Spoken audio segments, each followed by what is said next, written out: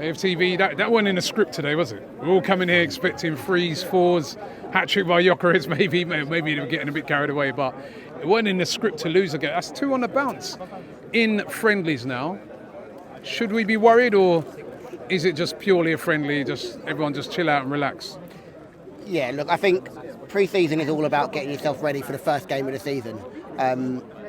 Obviously, winning games and doing the right things in pre-season helps you to do that. I think the way that you kind of set up today, i.e. a midfield three that you wouldn't expect to see in the first game of the season, but we saw that midfield for half an hour in the second half, as opposed to the front line that you probably would expect to see on the first line of the season. I think what Mikel's looking at doing is putting units together and trying to get units to work together in moments.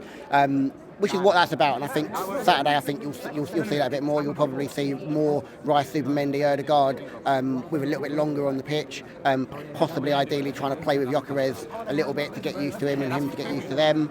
And that's what pre-season's about. It's about. You're not worried about the last couple of results, because it is two wins, 2 defeats. Look, I think if you don't get overly sucked in by the wins, you don't get overly despondent by the losses. And like there are positives. I thought Mosquera, no one's mentioned today, I thought he was actually really solid. I thought he looked really solid. Interesting that they used him at right back a little bit.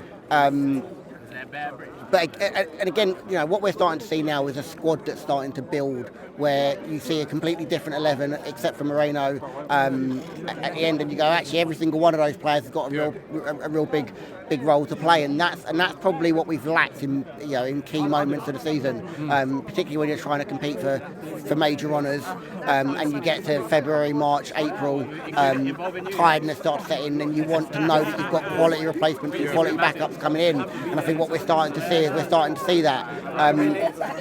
going to have to be changes. I think they've still got some work to do in the transfer market. I think they've still got to get some players out. I think players like Zinchenko, probably long term don't really have much of a future. But I can't be too despondent. Going into the first game of the season, I'm always going to be confident. I'm always going to be confident going into the season that we're going to do well. And I think some of the recruitment they've done well. I think Supermendy, I thought, looked absolutely superb today.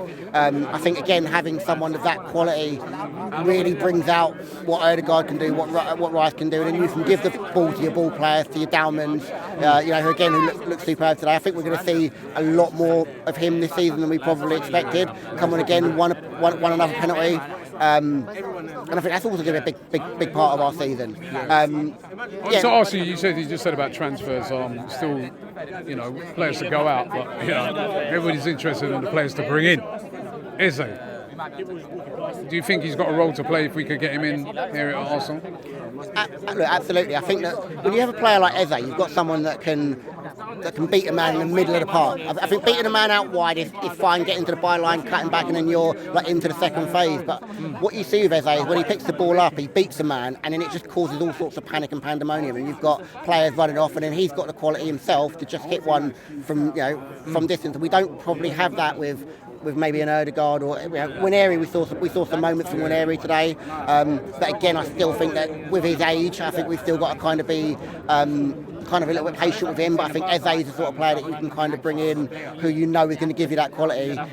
When you're playing with Zubimendi, who can play passes through the line, you're able to find Eze behind the midfield. He gets the ball on the half turn, starts running at defenders, and you start causing problems. And I don't think at the minute we've got the sort of players that can do that. Obviously Lokonga doesn't really have a future. Fabio Vieira doesn't have a future. Reece Nelson wasn't even on the bench today. So if we can start to move those players on, I think it frees us up to be able to go and do one, maybe two more that really kind of cement our final third place. I think we're starting to build what we have. The back line's starting to look a lot more solid. Kepa comes in, a bit more solid than maybe Neto, but we probably are still missing a player that can take a player on in the middle of the park and cause something out of nothing. Ødegaard can get the ball and he'll play through balls, but he's not really going to beat a man or jinx past one, jinx past two. Dalman can do it, but again, you've got to be kind of really patient with him because of his age. Nwaneri can do it, but again, we probably saw towards the tail end of the season that physicality of the league caught up with him a little bit, and Eze at his age comes in and gives you that right from the get-go. Let me just finally ask you, you're confident going into the new season? Yeah, always. Look, I always am. I think that what we're obviously trying to do, like I said, I think the Zuba Mendy signing, I thought Norgard came in and was just neat and tidy.